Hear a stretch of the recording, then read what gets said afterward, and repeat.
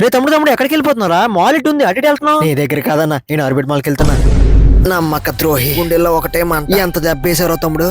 దీని అమ్మ హుదు వచ్చినప్పుడు కూడా ఎంత బాధపడలేదు తమ్ముడు. నేను ఈ ఒక్క మాటతో అంత బాధ పెట్టావరా? అంతేలేరా, మనోడు అనుకుంటే నా గుండెల మీద తన్నేవరా.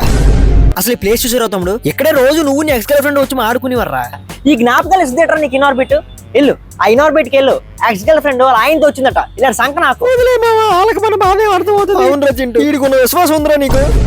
రే క్రేజీ ఫీలింగ్ రా నీకు నాకు మధ్య డీలింగ్ రా తమ్ముడు. రే గుండెల మీద చేసుకుని చెప్పరా. ఇక్కడ కాలేజీ వాడిని సినిమాలు చూసావరా? నీ బ్యాగ్ లో పుస్తకాల కన్నా సినిమా టికెట్లు ఎక్కువ ఉంటారా? ఒక్కసారి నా అడిగిన దొరికేవరా?